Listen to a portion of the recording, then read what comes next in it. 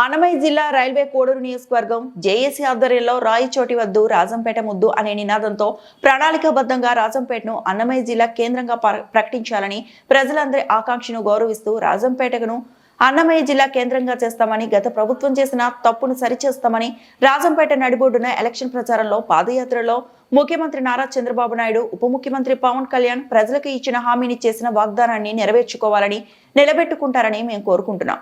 అయితే అందుకు భిన్నంగా ఏదైనా జరిగితే మా జేఏసీ ఆధ్వర్యంలో రాజంపేట జిల్లా కేంద్రంగా సాధించే వరకు పటిష్టమైనటువంటి ఈ యొక్క ఉద్యమాన్ని గొప్పగా ముందుకు తీసుకెళ్తామని, మాకు మా పిల్లలకు భవిష్యత్ తరాలకు రాజంపేటనే జిల్లా కేంద్రంగా ప్రకటించే వరకు ఈ ఉద్యమం కొనసాగిస్తామని జేఏసీ నాయకులు తెలిపారు.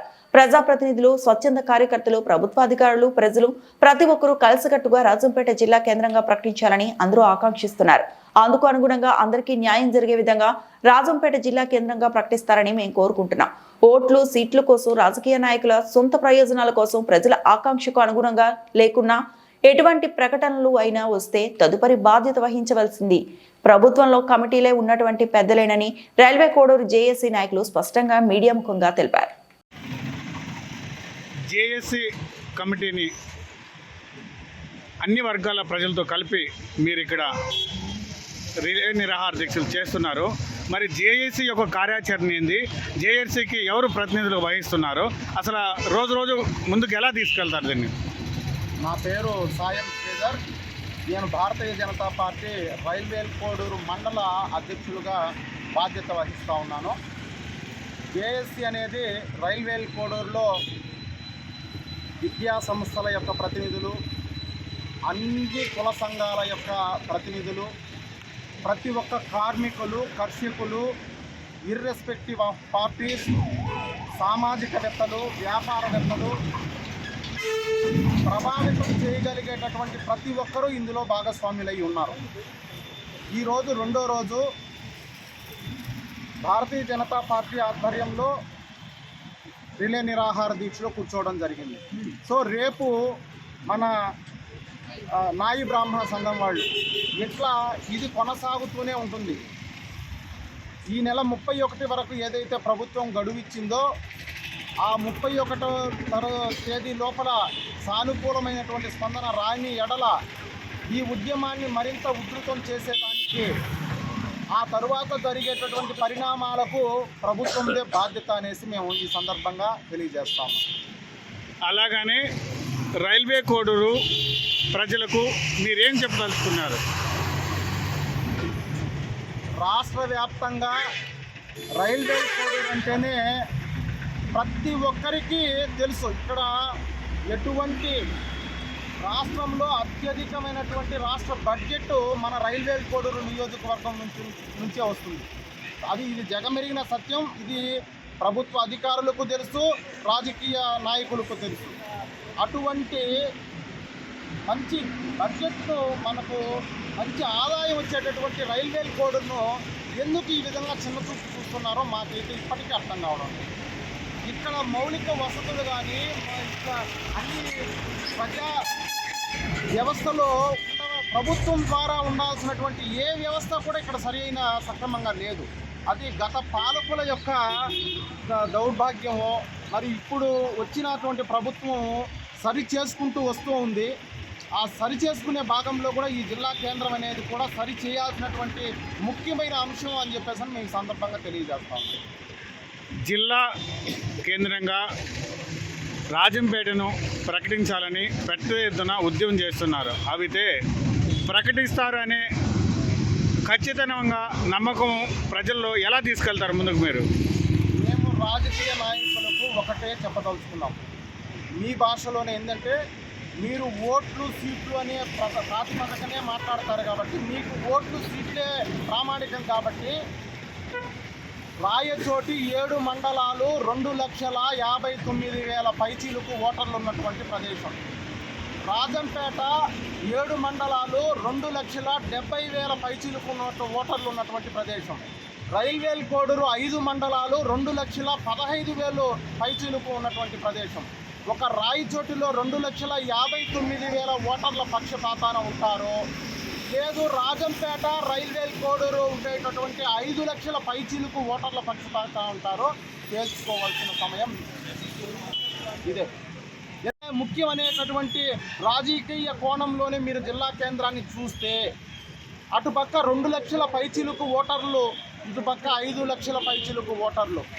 మీకు ఇదే ధోరణి మొండి వైఖరిగానే ఇచ్చేస్తే రాబోయే స్థానిక సంస్థలు ఉన్నాయి, మళ్ళా సార్వత్రిక ఎన్నికలేమి అదో ఇదో అంటే మళ్ళా సార్వత్రిక ఎన్నికలు వస్తాయి.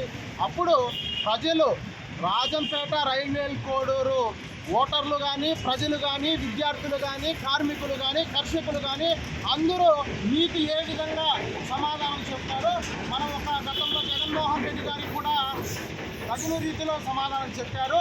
అది మనం కూడా దానికి మనమేమి అతిథులు కాదు అని చెప్పేసి నా భావన.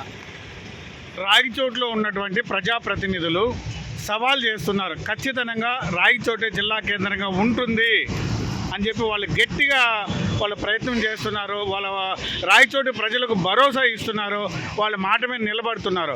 మన ప్రజాప్రతినిధులు ఎందుకు దాని గురించి మాట్లాడలేకపోతున్నారు? సార్ మంచి ప్రశ్న. ఇది నాయకుల యొక్క చిత్తశుద్ధిని మనం కొరవ మాట్లాడుకోవాల్సిన పరిస్థితి.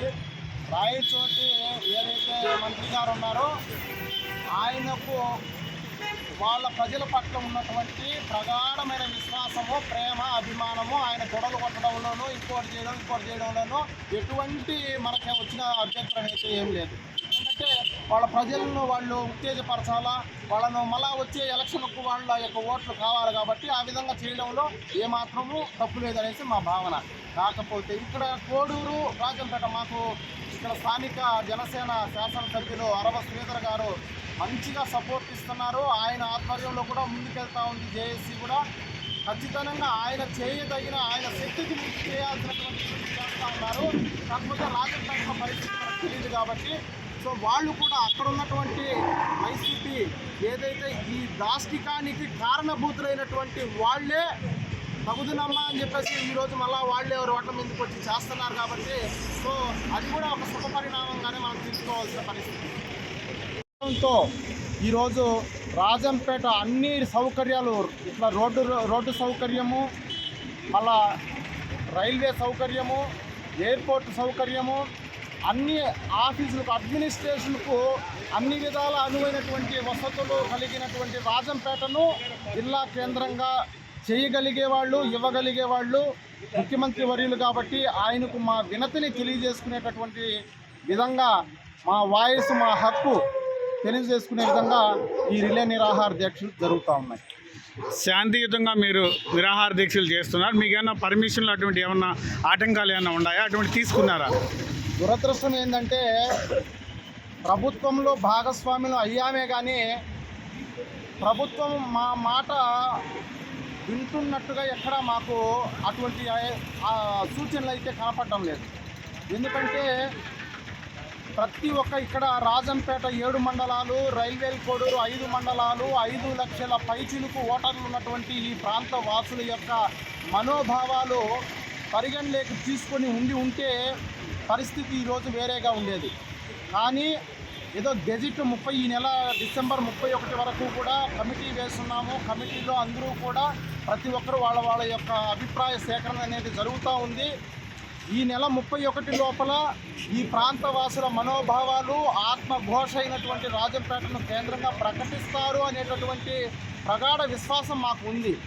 ఒకవేళ ఈ ప్రాంత ప్రజలకు అనుకూలంగా కానీ రాని ఎడల భవిష్యత్తు కార్యాచరణ ఏది అనేది జేఏసీ నిర్ణయిస్తుంది.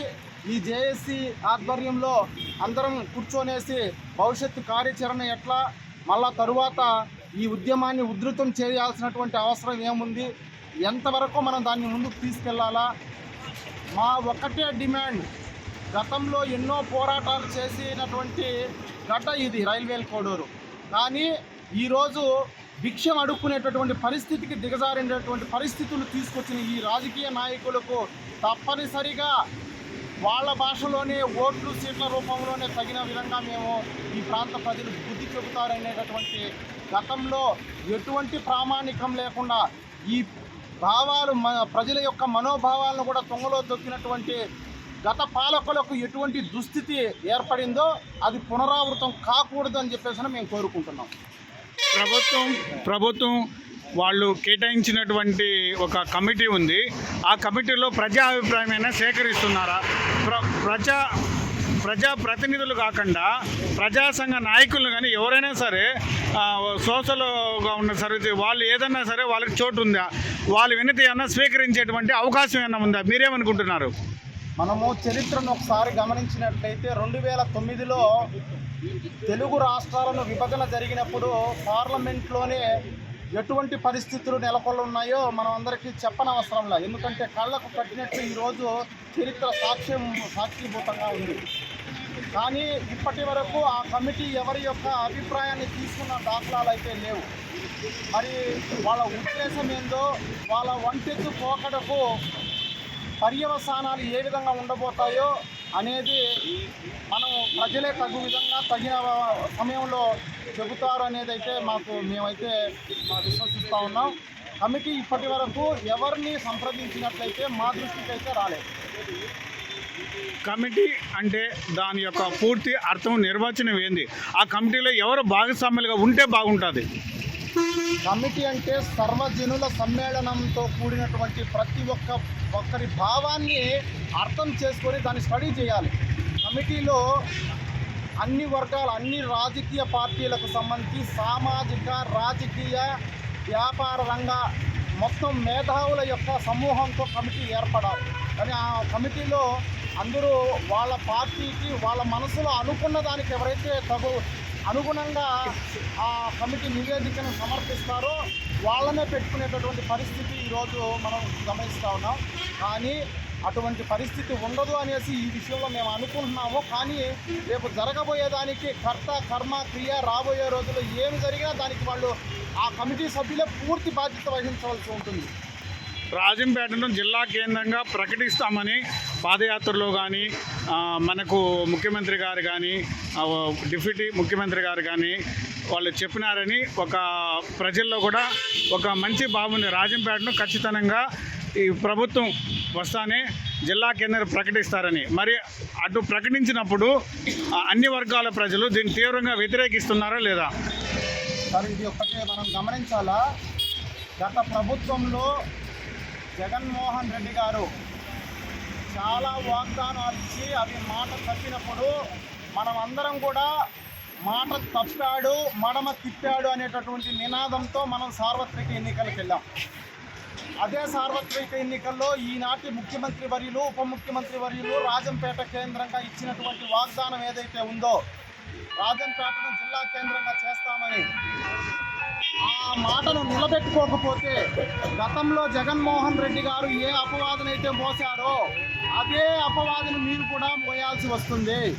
దాంట్లో నిస్సందేహంగా ఖచ్చితంగా మీరు కూడా మాట తప్పినట్లే, మడమ తిప్పినట్లే.